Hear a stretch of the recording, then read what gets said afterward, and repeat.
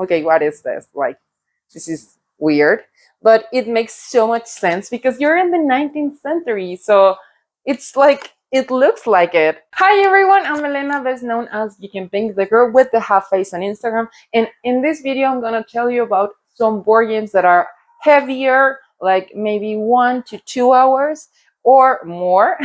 Maybe the last ones could be a little bit heavier than the first ones.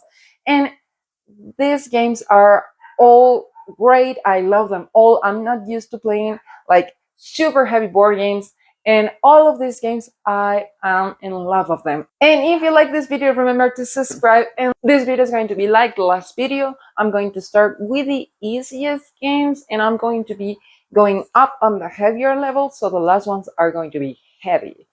The first game of the video, it has to be this one because it's one of my favorite games of all times. It has a lot of things. The artwork is amazing.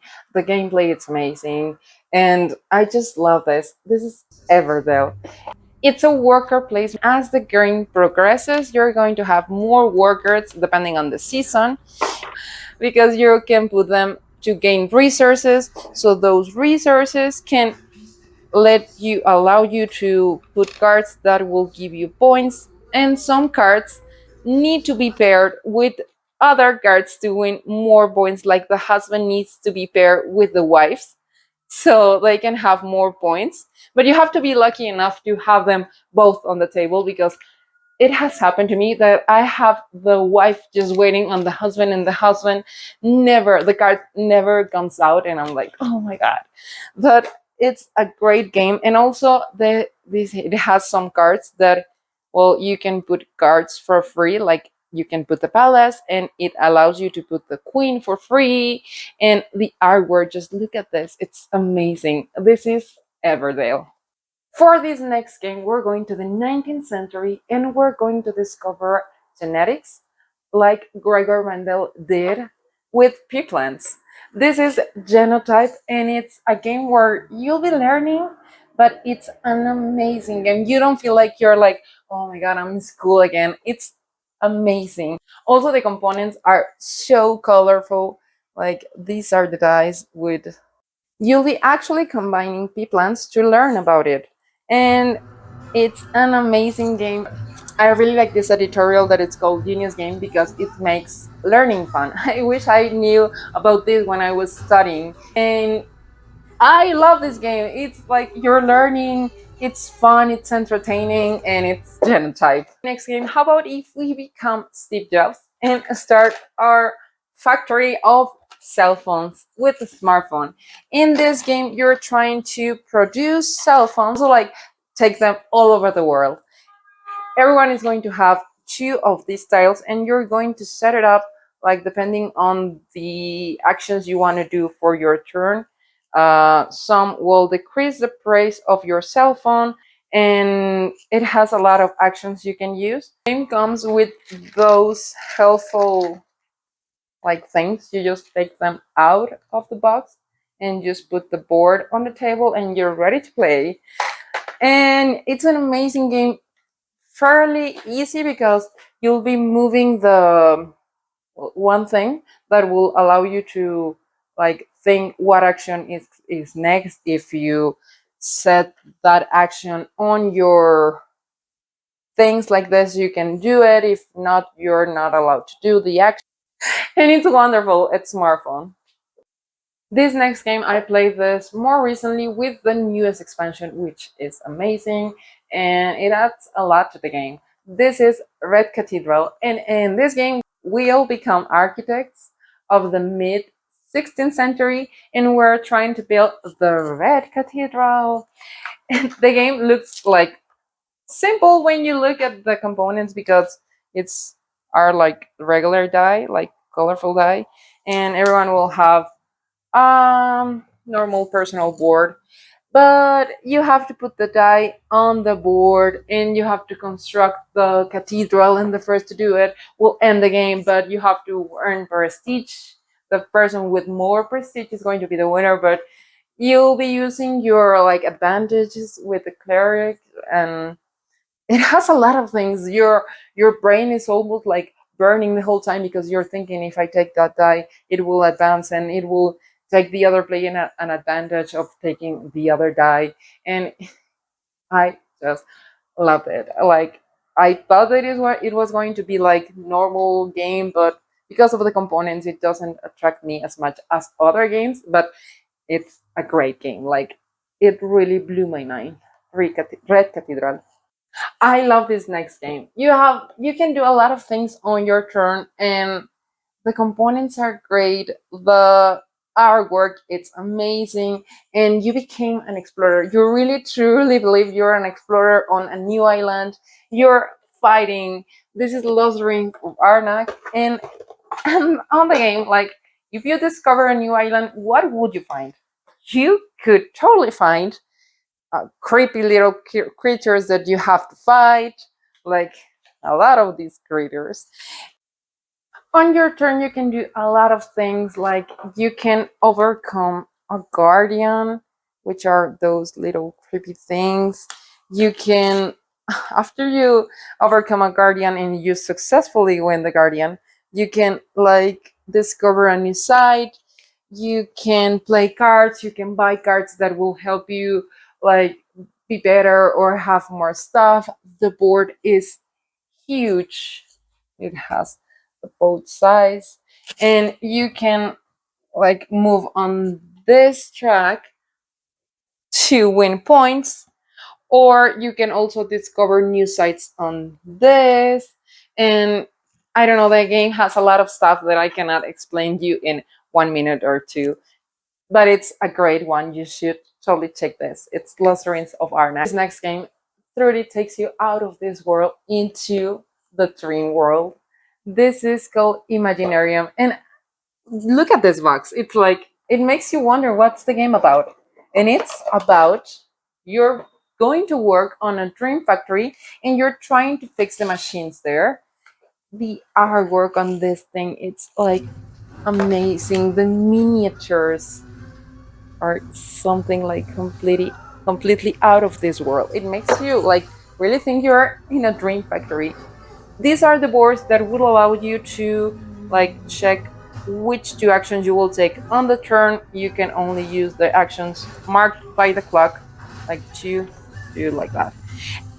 The artwork, it's something completely out of this world. It makes you like really think you're not here, and you must fix the machine. You must like do things that will allow you to like have a perfect machine. And the game has so many things that I loved. The components are something completely different. The gameplay, I do have to mention, I played this with 2 players and it was great. I don't know if with 3 or 4 players it will be something like longer, but for me it was perfect on the 2 player count. Now let's talk about a classic that it's an amazing game that you must have in your collection, and this is The Castles of Burgundy.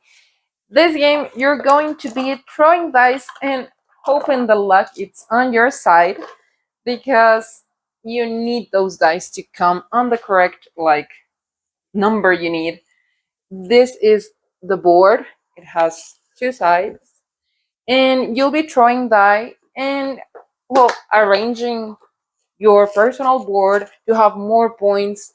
And it's an amazing game that you must have in your collection because it's a classic, and you play this like, it's not that hard, and it's just great. The Castles of Burgundy. If you watch and love the first season of Bridgerton as much as I did, you're gonna love this game. This is called Obsession, and it's like you're playing to be like the suitable kids of the era. They're looking for a partner to marry. You want to marry the most important person there, and I don't know, you have to be in every event there is. The components are amazing. Those are the box of the family. This is the Wessex family. You opened it and you have the cards of the family that it looks so much like the era. And if you watch Bridgerton, you're like Like, you know what I'm talking about. You want to go to the events, but you have to have someone with you.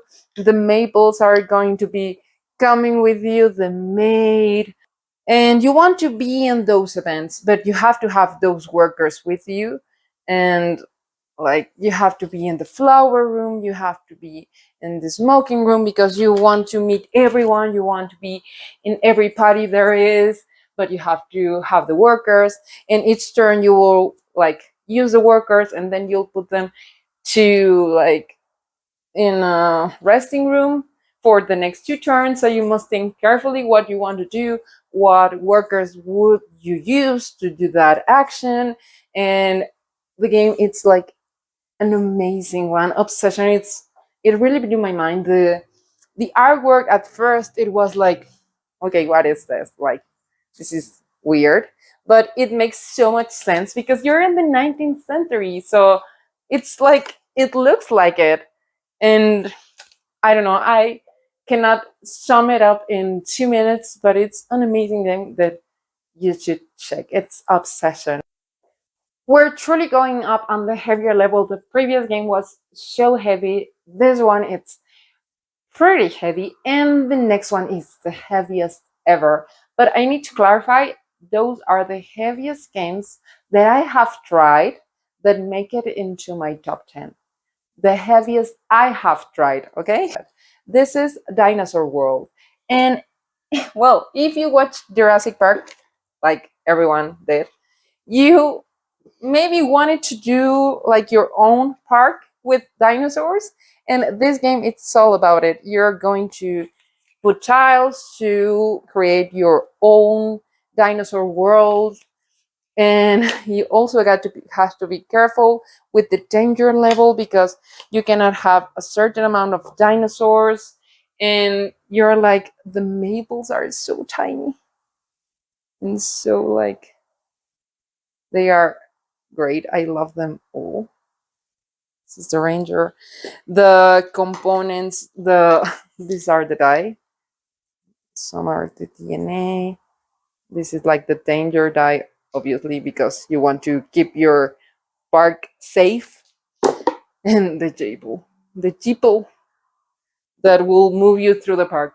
And this is one that you must think thoroughly what you want to do, where you want to put your stuff, where you want to put the attractions with the dinosaurs. But you have to be careful, because you cannot do a very dangerous park, because the dinosaurs can eat the people there. So you're like trying to keep a balance between danger and fun. And the game has a lot of stuff you have to be thinking about, all of these things, and it's a great one. Dinosaur World. This last game, it's the heaviest game I have ever played, and I loved it. Although it took me like 4 or 5 hours to understand the game, the rules. Someone was explaining the rules to us, and we played it, and it took us probably 4 or 5 hours, something like that. And it's a great one. This is called Bitoku. For this game, my brain hurt. I don't know, it's a lot of things, and it's an amazing one. The components are great. These are the maples that you could put on the board. The components really make you look at the table, and the artwork. When I saw this at the table before we played it, because the Veer invited us to play the game, they were going to explain that to us, and then we're going to play that. It was 4 of us, 4 content creators there, and it was hard to understand. And we started at 6 p.m. and we uh, finished at 11 p.m. or something like that. It was a long game. But the artwork, the when you see this on the table, it really makes you wonder what's the game about, because it's a table hugger. It takes all the table, and the components are a lot. It took us a lot of thinking through the game, because you were like thinking, what can I do? What should I do if I put my work out there, what am I going to do? And the game comes with these helpful sheets that you're going to be using like maybe all the game, because it's a lot of iconography on the game, but it's a great one. It took us a lot to figure out and to play, but it was totally worth it. When I get out of there, it was like 11 p.m. And I was like, oh my God, what an amazing time I spent with that game. I loved it. And if you like heavy games, you're gonna love this one. And it's so pretty. The gameplay, it's amazing. It has a lot of things, and it's Bitoku. And before I finish, I just wanted to say something really important. I have not played, obviously, all of the games there are on the world. Like, I have not played this gym here, Arc Nova, that, well, for what I've seen, everyone says it's amazing. I need to play it, but I haven't had the opportunity to do it. I'm more of a medium player. Like, I'm not used to sitting down for one or more than 1.5 hours. I'm more used to like 30 minutes, 40 minutes, 60 minutes. It's like my perfect game. But all of these games are amazing. I love playing all of them. I would play them again whenever I had a chance. But it's difficult for me, so I prefer more medium weight games. But all of this, I highly recommend you any of them. I have not played Psych as well. And a lot of like board and dice games, I have not played as well. So just have that into consideration. And Spirit Island, I have not tried as well. Maybe those games will make it into my top next year. But for now, those are my top 10. And thank you so much for watching. Remember to subscribe. Bye!